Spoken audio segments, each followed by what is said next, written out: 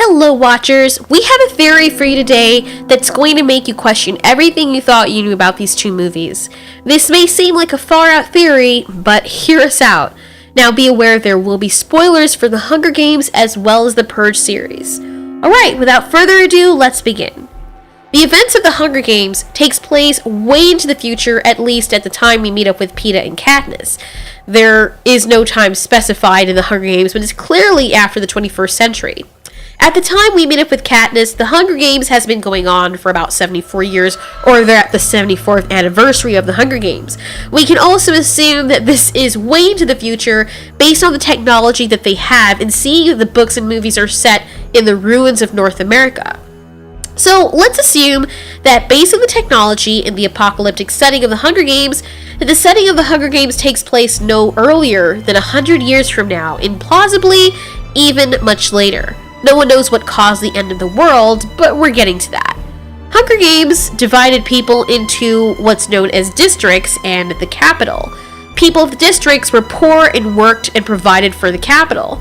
People in the capital were rich and depended on the provisions from the poor. They also engaged the poor in what is known as the Hunger Games to amuse themselves and to keep the poor in check. The capital has advanced militia to keep the poor people in check as well. The Hunger Games events centers around the protagonist rebelling against the capital.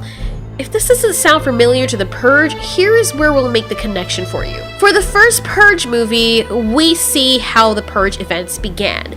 In the mid-21st century, the NFFA, or the New Founding Fathers of America, takes over to perform an experiment on Staten Island. The New Founding Fathers want to see that if they allow one day out of the year for 12 hours for the citizens to be allowed to release all their rage or to perform activities that they're not normally allowed to do due to illegality, that it will control crime rates. It is revealed later in the movie that the real reason why they want this purge to be performed is to keep the population of the poor low, thus decreasing crime and taxes. The NFFA represents the rich people, and the people usually being purged represent the poor people, as we've seen in the first Purge and the movie that started the franchise, The Purge. Instead of killing the poor, it would be better to get the poor to kill one another. In the first movie, we saw rich people refer to homeless people or poor people as swine, and because of that, they're usually targeted. The movie seems to portray that the rich people see the poor people as a burden or something that needs to be wiped out. If you really sit down and think about the Purge, it's not a system that could last very long or sustain itself. With all the destruction that would happen on Purge night, expenses and crimes would actually increase over time. With the population of poor or targeted individuals dwindling, it would be difficult to find preferred victims for purging. People would try saving up to leave the country or find better places to hide. It's simply not realistic, because if an employee killed the sister of another employee at work to get back at them, do they just expect to go back to the way things were the very next day? What if someone did get a chance to purge or get out all their frustration on that night and they had just one more score to settle? Or what if someone just lost their entire family to a purge and have to go back to work the next day, and the person who killed their whole family is someone they work with or their boss?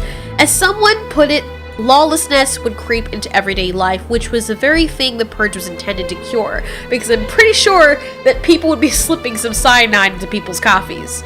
Also, it would be impossible for America to maintain its economy when employees are being killed, fires being set, and businesses being destroyed. The society would soon collapse. Most people would probably choose to steal than kill, and as we saw from the prequel, it's not in most normal people's natures to go on killing sprees. Some people just want to have a block party, or I guess have sex in the middle of the road in the middle of the night out in the open. It would only be people with mental illnesses and serial killers that would be going out purging people. But the thing is, if everyone knew that it was them that killed a whole bunch of their friends, they would have to be in hiding for the rest of the year. 90% of America's population would be decimated, and the 90% probably consisted of good citizens. The people who decide not to purge and get hunted. Okay, so here's another kicker. If all crime is legal on Purge Day and people are not allowed to use certain weapons, shouldn't that be the time for them to break the law and use weapons they shouldn't? If they go against the rule on Purge night to use certain weapons, they shouldn't be penalized for committing that crime because all crime is supposedly legal on Purge night, so yeah. Also, the fact that there's a Purge night would encourage there to be the sale of illegal firearms throughout the rest of the year. Since poor people seem to be primarily targeted, and they can't afford the high-tech security systems that the rich have, then there would have to be illegal gun sales and purchases going on for the entire year, so the poor people would have a way to protect themselves on Purge night. Businesses that probably would have taken 5 years to get off the ground would be decimated in a day, and a year would not be enough time for them to get back on their feet. A lot of the rich depend on these small businesses as well. There would be more suicides as a result of not only people losing their families, but losing their livelihoods as well. A lot of the wealthy depend on these small businesses as well. So in short, this would lead to ultimate devastation of the economy and the nation altogether. Allowing one day out of the year where you can completely wipe out a business or kill off all the employees of a successful store chain would be madness. Even if the rich people would be benefiting from this initially, what would happen if they killed off all the working class or poor people?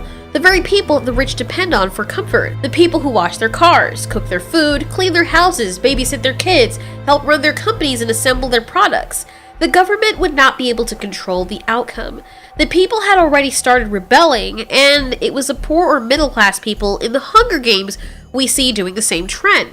Now, we're not told in the Hunger Games what caused the apocalyptic event, but we do see the overbearing vanity of the capital, which can represent the founding fathers of the Purge. They consist of the very elite and rich. We know that the citizens of Panem that were not well-to-do rebelled against the capital before, and the capital established the Hunger Games to remind them of who was boss. Imagine years down the line from the Purge, the economy starts to collapse. More wars and crimes occur as a result. The NFFA realized that the poor people are rebelling against the Purge. So, the new government or founding fathers cracked down on these poverty-stricken areas. However, because society is already broken and dysfunctional, even middle-class and upper-class people start to go mad. They turn on and target very rich people. There is civil unrest and war. Because inner cities become too violent, behind the scenes, the rich start forming their own tight-knit community where the best engineers and scientists, etc. reside. These are important people that they have to protect, and during this time, they continue advancing their technology. They advance their technology to create better weapons, and a better military, and thus a better way to control the rebels. The poor or working class people rebel against the founding fathers even more. People who are not in the rich class don't adhere to the once-a-year purge rule and start committing crimes throughout the year against them. This is a direct rebellion to the purge to show people that the purge does not work and that they can still carry out violence at any time of the year if they want. Even though these crimes don't have to mean violence all the time, there is still a significant amount of it. So the new founding fathers send out special militia to keep the peace during the year. The peacekeepers. The peacekeepers in the Hunger Games are militant individuals who are tasked with keeping the peace or maintaining order throughout the nation of Panem. On the low, the poor or working class people are constructing and gathering illegal weapons. They probably obtain on Purge night or throughout the whole year. It's possible that these people also may have had family ties within the rich community to help them, because just as with Ethan Hawke's character in the first movie, The Purge, not every rich person believes the Purge is right. During this time of the rebels planning on turning on the rich founding fathers and the elite, a lot of strikes take place. And after having many of their family members and friends having been wiped out by the Purge, the people are at their wits' end.